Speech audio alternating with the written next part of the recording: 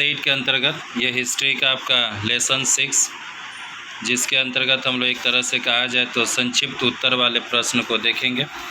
और पहला प्रश्न है आपका, सभा समिति युग किसे कहते हैं। धरिए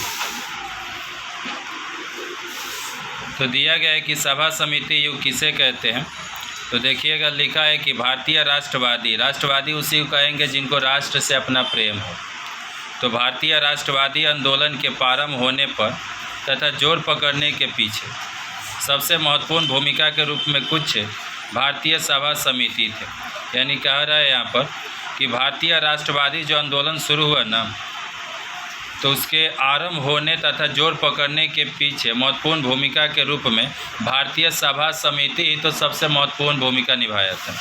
1857 से लेकर 1885 किस लिए फेमस है, वही कांग्रेस का स्थापना दिवस। तो 1857 से लेकर 1885 तक के भारतीय राष्ट्रीय कांग्रेस स्थापना के पूर्व का समय अनेकाधिक सभा समिति का युग था। और जैसे कि बतलाया गया है, तो यहाँ पर जो हम लोग पढ़ रहे हैं कि 1857 से लेकर 1885 तक के जो भारतीय राष्ट्रीय कांग्रेस की स्थापना के पूर्व का समय, यानी कांग्रेस पार्टी की स्थापना का जो समय है 1885, और उससे पूर्व का जो समय है, उससे पहले कितना सभा समिति निर्मित हो चुका था। यानी सभा समिति का युग था। और उसी सभा समिति से जो आगे चलकर एक पार्टी बनता है जिसका नाम है कांग्रेस पार्टी, और निर्दिष्ट संगोष्ठी समाज संरक्षण के रूप में राष्ट्रवादी चेतना का प्रचार धीरे धीरे कर रही थी, जिसकी महत्वपूर्ण भूमिका यहाँ पर आपको दिखाया गया। अगला है जो महत्वपूर्ण क्वेश्चन है जी, कांग्रेस के एक नरमपंथी और गरमपंथी के बीच में दो अंतर लिखना है। इसी को कुछ लोग नरम दल और कुछ लोग गरम दल कहते हैं, कांग्रेस पार्टी। और उसी कांग्रेस पार्टी का बताया जाता है कि आगे चल के ना कांग्रेस दो भागों में बट जाएगी, एगो नरम दल हो जाएगा और एगो गरम दल हो जाएगा। तो बताया जाता है कि उदारवादी स्वदेशी उदारवादी, यानी कि एक उदारवादी होंगे जिनकी सोच एकदम कहा जाए तो नॉर्मल होगा, देश हित के प्रति होगा। तो उदारवादी स्वदेशी के समर्थक और बंग भंग के विरोधी थे। जो उदारवादी सोच के थे वो चाहते थे अपने देश के बारे में, मतलब अपने स्वदेशी मतलब जो अपने देश में बना था ऐसी वस्तुओं का वो समर्थन कर रहे थे, चाहे वो कपड़ा हो, चाहे वह कोई भी चीज़ हो, श्रृंगार की वस्तु है, चाहे जो भी चीज़ हो। तो जो उदारवादी थे वो अपने देश में बने वस्तुओं का समर्थन कर रहे थे, और वहीं पर बंग भंग के विरोधी थे, यानी बंगाल विभाजन के विरोधी थे। बंगाल विभाजन आपने भी पढ़ा है, 1905 में लॉर्ड कर्जन ने कराया। तो ये जो स्वदेशी थे वो अपने देश के लिए स्वदेश वाली वस्तु का आदर कर रहे, स्वदेश वाली वस्तु के बारे में ज़्यादा बढ़ चढ़ की बातें कर रहे हैं, उनके बारे में अपनाने की बातें कर रहे हैं, और वहीं पर बंग भंग के विरोधी है। पर वे विदेशी वस्तुओं के बहिष्कार के समर्थक नहीं थे। वही तेरह था। यहाँ पर इनका सोच देखिए, जो उदारवादी के बारे में बताया गया है कि ये स्वदेशी के समर्थक थे। ये स्वदेशी मतलब जो अपने देश का कोई भी सामान है उसका बोलते थे कि हम इसके पक्षधर हैं, ये हम इस हमें ये लायक है। और वही बंग भंग के विरोधी थे। पर वे विदेशी वस्तुओं के बहिष्कार के समर्थक नहीं थे। अब ये नहीं चाहते थे कि जो विदेश से श्रृंगार की, विदेश से जो कपड़े आ रहे हैं उसको ना यूज़ किया जाए, उसका ना एक तरह से प्रयोग किया जाए। यानी कि वो लोग समझो कि दोनों तीर चाहते हैं, यानी अपना भी यूज़ करना चाहते हैं और साथ ही साथ विदेश वाले का भी यूज़ करना चाहते हैं। क्योंकि बहिष्कार के साथ हिंसा जुड़ी थी, क्योंकि ये जो उदारवादी थे ना, ये जानते थे कि अगर हम विदेशी वस्तुओं का अगर बहिष्कार करेंगे ना तो अंग्रेज़ सरकार हमसे खफा हो जाएगी, और खफा होगी तो उसके बाद लड़ाई झगड़ा होगा, और उसके बाद हिंसा होगा, और हिंसा होगा तो ये लोग हिंसा के तो पक्षधर नहीं थे। इसीलिए कहते थे ना, हम अपने भी वस्तु को चाहते हैं और विदेशी वस्तु जो है उसको हम बहिष्कार नहीं चाहते, क्योंकि इनका मेन वजह है कि ये लोग हिंसा नहीं चाहते थे। और इसके विपरीत एगो आता है उग्रवादी, इसका तो खेलवे अलग है। ये उग्रवादी बहिष्कार के प्रबल समर्थक, ही बोलते हैं भाई हमको और कुछ चाहिए ना चाहिए, पर हम ये जानते हैं कि बस विदेशी जो भी वस्तु है उसका पहले बहिष्कार के, जो विदेश से सामान आ रहा है उसका पहले बहिष्कार करना। बहिष्कार का मतलब उसको पहले यहाँ से त्याग देना है। या तो और यहाँ तक कि सुनने में आता है कि औरतें क्या करती थी कि शराब, अफीम या एक तरह से कहा जाए तो श्रृंगार के जो वस्तु सामान के दुकान था उसको वो लोग जला देती थी, उसको बंद करवा देती थी, जो आज हम लोग सुबह 10 क्लास में पढ़े। इन दोनों के बीच यानी कि उदारवादी के बारे में हम लोग क्या देखें, उदारवादी एक तरह से कहा जाए तो स्वदेशी का समर्थक, बंग भंग के विरोधी और बहिष्कार के समर्थक नहीं थे, यानी वो बहिष्कार नहीं चाहते थे। और वही जो उग्रवादी हैं, जो एकदम जिनका खून गर्म होगा, वो तो कह रहे हैं कि ना, वो एकदम सीधे मतलब कहा जाए तो बहिष्कार के प्रबल समर्थक थे। और इन दोनों के बीच मतांतर का दूसरा कारण स्वराज को लेकर था, यानी दोनों के बीच में जो मत का अंतर था ना, उस स्वराज को लेकर कि अपना स्वराज लेकर रहेंगे। उदारवादी ब्रिटिश शासन के अंतर्गत स्वशासन चाहते थे। आई बाबा, यानी जो उदारवादी, जो एकदम दिल के सीधे साधे, जिनका खून एकदम ठंडा, वो चाहते हैं कि ब्रिटिश शासन के अंतर्गत स्वशासन चाहते थे, यानी ब्रिटिश सरकार शासन में रहे और उसके नीचे ही लोग शासन में काम करें। क्या समझे, यानी दिल्ली में अंग्रेज़ों का सरकार हो और उसके नीचे में मतलब ये समझो कि तलवे चाटे या उनके नीचे ही काम करे। और वहीं पर ये जो उग्रवादी थे ये कहते थे अरे देश हमारा, लोग हमारे, हम किसी के अंडर में काहे काम। तीसरा क्वेश्चन भी आपका महत्वपूर्ण है, क्योंकि हमने अभी देखा कि कांग्रेस के दो भाग है, एक का उदारवाद और एक का उग्रवादी और उदारवाद। तो यहाँ पर आगे हम लोग देखेंगे कि 1907 में कांग्रेस के सूरत अधिवेशन का क्या महत्व है।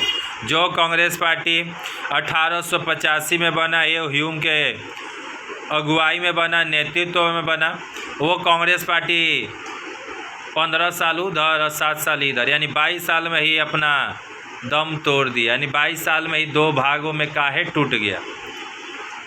ये वो घर बना, वो घर काहे कि दो भागों में बट गया, कुछ तो कारण होगा ना। तो पूना शहर में बताया जाता है कि 1907 में राष्ट्रीय कांग्रेस अधिवेशन होने की बात थी। 1907 में जो राष्ट्रीय कांग्रेस का अधिवेशन होगा, बैठक का बात कहाँ बोला गया था कि भाई पूना में मीटिंग किया जाएगा। लेकिन पूना के उग्रपंथी काफ़ी शक्तिशाली थे। बाकी जो पूना वाला था लोग ना, पूरा कांग्रेस पार्टी का मीटिंग का होगा पूना में होगा। और जब पूना में होगा तो तुम ये जानो कि कांग्रेस पार्टी में दोनों ही विचार के लोग थे, उदार वाले भी थे और उग्र वाले भी थे। बाकी पूना में बताया जाता है ज़्यादातर लोग उग्र वाले हैं। अब उग्र मिलकर समझो कि वहाँ पर उदार वाला को तो दबाइए देगा लोग। तो यहाँ बताया गया कि पूना के उग्र काफ़ी शक्तिशाली थे और तर्क के आधार पर जो नरम पंथियों ने सूरत में अधिवेशन करने का प्रस्ताव दिया, यानी तर्क के आधार पर, जो तर्क के आधार पर ये जो नरम दल, ये जो ठंडा एकदम खून का है लो, ये लोग बोला कि हाँ भाई हम पूना में मीटिंग करेंगे, बाकी हमारी कुछ शर्त रहेगा। ऐसा ही थोड़े कौन ठीक है, तुम ले जाओ वहाँ पर, तुम्हारे दल वाले ज़्यादा हैं, कहीं कुछ और करवा दोगे तो तुम अपना ही विचार की बातों को मनवा दोगे तो बाकी कुछ शर्त रहेगा।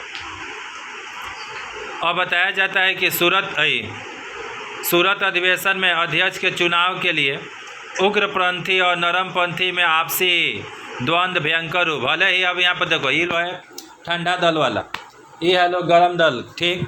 और ये ठंडा वाला कह रहा है कि भाई हम जाएंगे तुम्हारे इलाके में, पर हमारा कुछ शर्त होगा। ये लो मान लिया, ठीक है ना, तुम्हारा शर्त हम मानेंगे।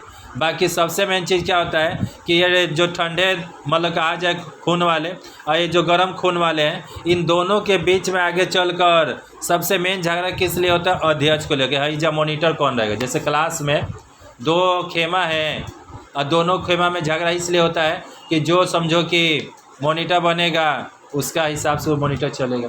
तो यहाँ पर क्या होता है कि समझो कि इस दो मतलब एक हमारा गरम दल वाला, एक नरम दल वाला, ये दोनों चाहता है कि हमारा पार्टी, हमारा लोग अध्यक्ष रहे।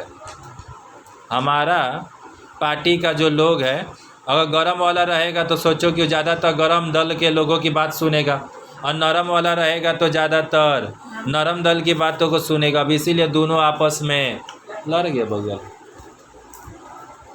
और इसी द्वंद्व और झमेले के मध्य सूरत का अधिवेशन समाप्त हुआ। यानी दोनों जन लड़ गया लो, और सूरत का जो अधिवेशन था समाप्त हो गया। नरमपंथी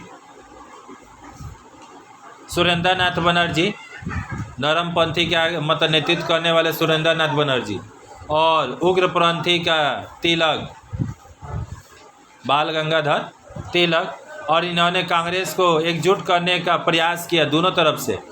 नरम वाले भी चाहते हैं और एक तरह से कहा जाए तो उग्र वाले भी चाहते हैं कि हाँ भाई हमारा जो मिलन है, हमारी जो एक तरह से कहा जाए कांग्रेस पार्टी एकजुटे रहे।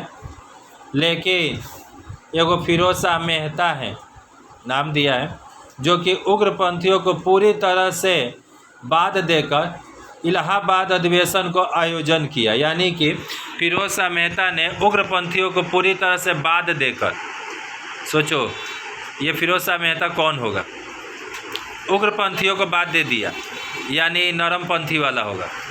ठीक, ये जो बता रहा है कि फिरोज शाह जो मेहता है ये उग्रपंथियों को बात दे दिया, बोला भाई हम लोग अपना एक अलग मीटिंग करें। तो सोच रखिए कि आखिर है तो कौन है, यानी नरम दल वाला है। ये नरम वाला उग्र वाला यानी कि गरम वाला को तो छोड़ दिया और सबको लेकर चला गया इलाहाबाद में, वहीं पर लगा अधिवेशन का आयोजन किया।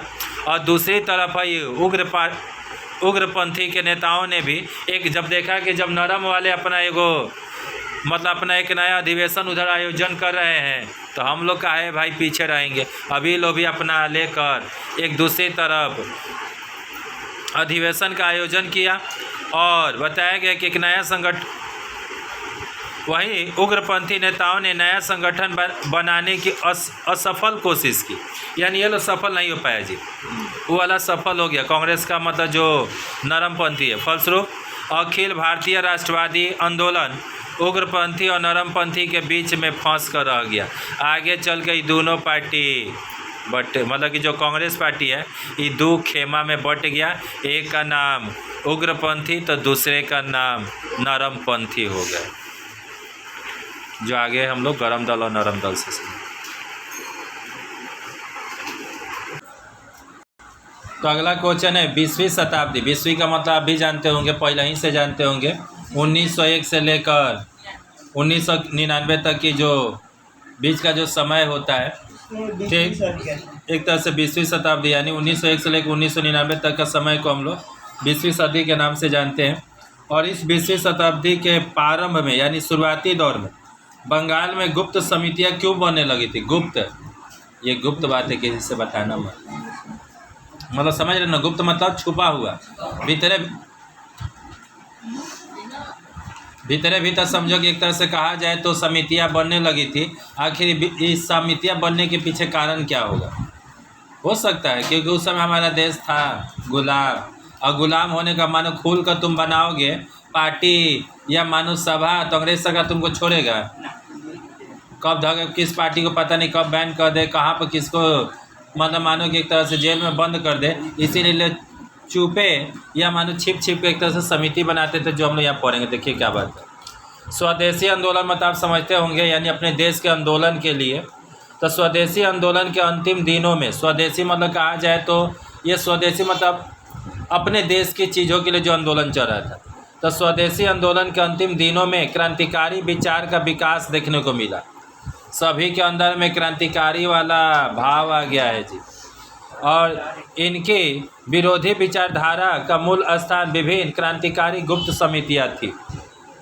तो यहाँ बताया गया कि देखिए, स्वदेशी आंदोलन के अंतिम दिनों में क्रांतिकारी विचार का विकास देखने को मिला। यानी कि स्वदेशी आंदोलन चल रहा था, अपने देश की वस्तुओं का यूज़ करने का बात चल रहा था, और जो बाहर से जो वस्तुएं आए थे उनको बहिष्कार करने का बात चल रहा था। और उसी समय देखा गया कि क्रांतिकारी विचार का विकास देखा है। क्रांतिकारी का मतलब क्या होता है? देखिए, दो ऊपर क्लास 9 में जाइएगा ना, तो एगो क्रांति होता है, एगो विरोध होता है।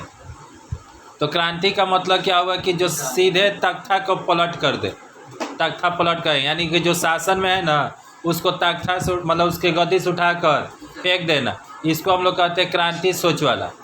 ठीक, जैसे मानो, और एक, अब इसके बारे में बताएंगे। और एक होता विद्रोह। विद्रोह में क्या होता है, सिर्फ अपनी बातों को मनवाना है कि हाँ जी आप हमारी बात मान लीजिए, हम आपको, आप ही हमें पसंद है। जैसे कि मानो कि एक तरह से उस समय जो क्रांतिकारी विचार वाले लोग थे उनको ये पसंद नहीं था कि देश में अंग्रेज रहे, तो ये क्रांतिकारी विचार है। और जो विरोध जो कर रहे थे उनका विचार यही था कि आप रहिए, बस ये जो लगान लगाए हैं ना इसको थोड़ा सा कम कर दीजिए या हटा दीजिए, बस यही है। तो यहाँ पर क्रांतिकारी विचारों का विकास देखने को मिला और इसी विद्रोही विचारधारा का मूल स्थान विभिन्न क्रांतिकारी गुप्त समितियाँ थी। यानी बताया जा रहा है कि ये जो क्रांतिकारी सोच कहाँ से आ गया तुम्हारे अंदर में, तुमको कहाँ से क्रांतिकारी सोच मिल गया। और ये क्रांतिकारी सोच का बताया गया है कि इसके पीछे जो ये मानो ये सारे लोग हैं, इनके बीच अंदर में क्रांतिकारी विचारधारा आया है। मेन कारण यह है कि क्योंकि उस समय कुछ क्रांतिकारी गुप्त समितियाँ थी जो भीतर लोगों को देश के लिए क्रांतिकारी बनने के लिए आह्वान कर रही थी और मतलब अंग्रेज़ों के खिलाफ जाने को मतलब तैयार कर रही थी। आपातकाल स्थितियों में इन समितियों का संचालन, तो यहाँ पर बता रहा है कि आपात स्थिति में इन समितियों का संचालन अत्यंत गुप्त रूप से होता है जी। यानी ये क्रांतिकारी बनाने का जो सिलसिला हो रहा है किसी क्रांतिकारी गुप्त समिति के माध्यम से हो रहा है। और किस लिए हो रहा है, तो आपातकाल स्थितियों में इन समितियों का संचालन अत्यंत गुप्त रूप से होता था। आपातकाल स्थिति में, जब आपातकाल मतलब इमरजेंसी होता है, इमरजेंसी के समय में इन समितियों के माध्यम से भीतर सूचनाएं एक जगह से दूसरे जगह या जो भी कोई कार्य करना होगा वो हो जाता था, जिसके माध्यम से स्वदेशी विचारधारा का प्रचार किया जाता था। यही क्रांतिकारी गण ये भीतर क्या करते थे, स्वदेशी का प्रचार करते थे। यानी समझो कि अंग्रेज को पता भी नहीं चलेगा और ये भीतर आकर तुम्हारे घर, तुम्हारे इलाके, उनके इलाके में कौन, ये क्रांतिकारी जो विचारधारा जो एक तरह से स्वदेशी से जुड़े आके तुम्हारे घरों में एक तरह से तुम्हारे बड़े तुमको या तुम्हारे घर वाले को बताएंगे, देखिए अपना देश का सामान का यूज़ कीजिए, काहे आखिर विदेश की वस्तुओं का यूज़ करते। यानी इनका काम है भीतर गुपचुप भाषा में कहा जाए तो आकर तुम्हारे को ये सब बातें बताए, और खुल कर कहेगा तब तो अंग्रेजे आकर सीधे इनको उठाकर अब कहाँ ले जाओ जाए। 1908 में मूल रूप से स्वदेशी आंदोलन के शिथिल होते ही, जैसे 1908 में मूल रूप से जो स्वदेशी आंदोलन है उतनी शांत पड़ गया, स्वदेशी आंदोलन धीरे धीरे दबने लगा, शिथिल पड़ गया, तो उग्रवादी क्रांतिकारी आंदोलन अपने गति से और अधिकतर तीव्रतर होकर विरोधी चेतना का प्रयास करने लगे। यानी जैसे ही आंदोलन कम हुआ ना, तो जो उग्रवादी हैं, यानी जिनका उग्रवादी मतलब समझ ही रहे हो, जिनका खून जो एकदम गर्म है, ऐसे लोग क्या करते हैं कि अपने गति से अधिकतर तीव्रतर गति से विद्रोही चेतना का प्रयास करें, यानी और विद्रोह करें। बोले कि वो दब गया तो क्या हुआ, नहीं, स्वदेशी दब गया तो क्या हुआ, हमारी सोच थोड़े पलट गया। हम लोग क्रांतिकारी हैं, हमें बस तख्ता पलट करने का सोचा। हमको ये थोड़े सोचा कि अंग्रेज खाली उनके सामान को बहिष्कार करना, अपने सामान को यूज़ कर, हमें तो तख्ता पलट चाहिए, अंग्रेजों यहाँ से गद्दी छोड़, हमें ये बस चाहिए। ब्रिटिश हुकूमत और उनके सहयोगियों को चिन्हित कर उनके विरोध ने अपने गतिविधि प्रारंभ कर दी। यानी कि ये जो क्रांतिकारी विचारधारा के लोग हैं, ये लोग क्या किया कि ब्रिटिश हुकूमत को चिन्ह लिया कि कौन कौन शासन में है और कौन कौन उसके सहयोगी है, कौन कौन अंग्रेज़ों का साथ दे रहा है, और उन सभी लोगों को चिन्हित करके ये जो गुप्त समिति के कौन है, क्रांतिकारी लोग, अब उनके ऊपर लगे विरोध करने, उनके ऊपर लगे अटैक करने। पता चल गया ये अंग्रेज के साथ रह रहा है, चलो इसको हे गली में घेर दो, उसको यहाँ मार दो, उसको यहाँ पैसे कर दो, यही बस हो रहा है। जनसाधारण से जुड़े होने के कारण व्यक्ति विशेष को अपने कार्यक्रम में शामिल करना पड़ा।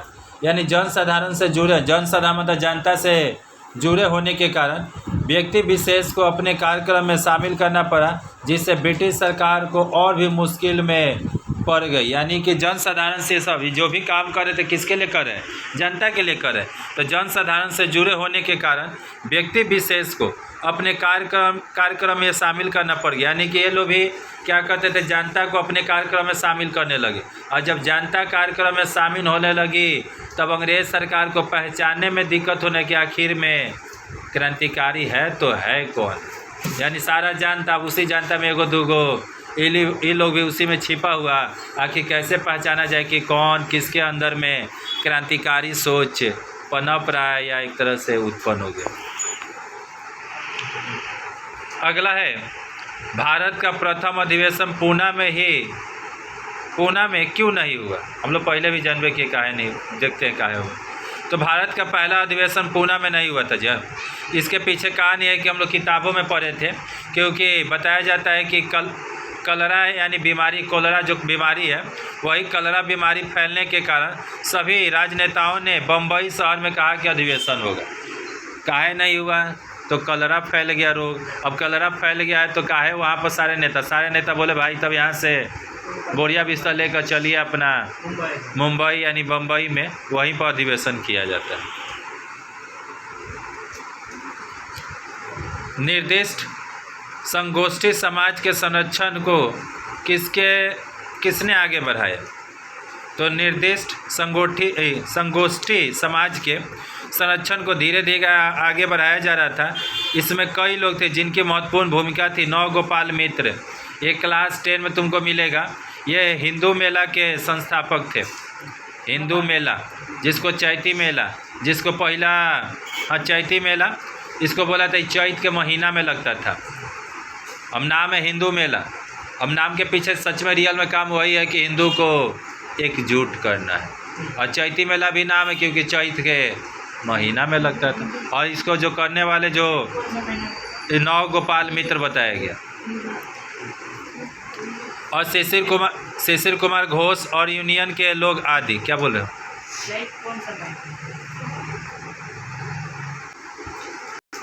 अगला क्वेश्चन है, राष्ट्रीय चेतना को जगाने का प्रयास किस प्रकार किया गया। आपका जो आत्मा है ना वो बैठ गया है आपके अंदर में। हम चाहते हैं राष्ट्रीय भाव भरना, राष्ट्रीय चेतना भरना, ताकि इसको हम कैसे जगाएं। तो बताया गया है कि 1876 में सुरेंद्र नाथ, नाम तो सुने ही होंगे, सुरेंद्र नाथ बनर्जी और आनंद मोहन के नेतृत्व में यूनियन एसोसिएशन की स्थापना की। वो पार्टी है जिसका नाम है यूनियन एसोसिएशन। और इस संगठन का मेन उद्देश्य था ना कि सभी भारतीयों के राजनीतिक चेतना को जगाने, यानी सभी भारतीय जो है ना उनके अंदर में राजनीतिक मतलब कहा जाए तो पॉलिटिकल का भाव जगाना कि कौन सरकार में है, किसको सरकार में होना चाहिए, क्या उसका काम करना चाहिए, ये सब बातें पॉलिटिकल के अंतर्गत आता है। तो ये सब चीज़ बताना एक तरह से कहा जाए तो राजनीतिक होता है। जैसे आज के युग में भी बहुत सारे ऐसे लोग होंगे जो कमाते होंगे, खाते होंगे, उनको किसी से मतलब नहीं कि कौन सरकार में है कि कौन सरकार में नहीं है, कितना दाम बढ़ रहा है कि कितना घट रहा है, बट हमको उससे क्या मतलब है। बाकी ये गलत बात है। अगर आप मानिए कि इस जीवन में जी रहे हैं तो आपको एक तरह से राजनीतिक में भी भाग लेना हो कि किसको सरकार, कौन अच्छा व्यक्ति है उसको सरकार बनाना चाहिए, क्या कार्य कर रहा है कि नहीं कर रहा है, तो ताकि हम उसको आगे फिर से उसको चुन सके। ये सब चीज़ें तो देखना ही पड़ेगा। तो बताया गया कि सभी भारतीयों को राजनीतिक चेतना को जगाना और उनमें राजनीतिक क्षेत्र से जोड़ना यूनियन एसोसिएशन के प्रयास से 1883 में कोलकाता के अखिल भारतीय सम्मेलन में सभापति राम नूतन लहरी बने। यानी कि बताया गया है कि सिंपल भाषा में कहा जाए तो राष्ट्रीय चेतना को जगाने का प्रयास किस तरह किया गया। तो एगो पार्टी का स्थापना किया गया जिसका नाम था यूनियन एसोसिएशन। और इसका उद्देश्य था कि जितने भी भारतीय लोग हैं उन सभी के अंदर में राजनीतिक चेतना जगाना, ताकि आप भी जाकर, बहुत सारे लोग सोचते हैं कि भाई ये पॉलिटिकल ना, ये राजनीति ना बहुत ख़राब चीज़ है, ये हम लोग का बस की बात नहीं है, ये नेता लोग का ये वही जाने, उनका मैटर वो जाने, हम इसमें क्या भाग लेंगे जाएंगे, बहुत गंदा चीज़ है।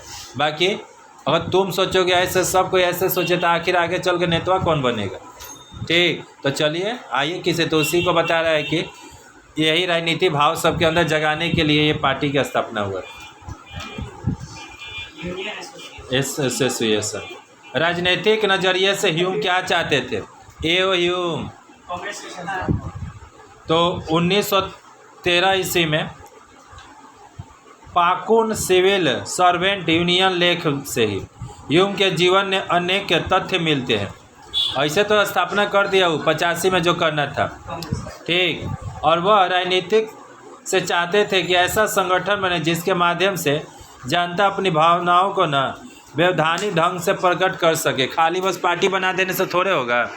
यानी वो चाह रहे हैं कि 1913 में कि पाकुल सिविल सर्वेंट यूनियन लेख से पता चल रहा है कि वह चाहते थे कि ऐसा संगठन बने जिसके माध्यम से जनता अपनी भावनाओं को वैधानिक ढंग से प्रकट कर सके। जैसे देखो कहा जाता है कि, तो बताया गया है कि आगे देखिएगा 1837 से लेकर 1883 तक विभिन्न प्रतिवाद आंदोलन क्यों संगठित हुए।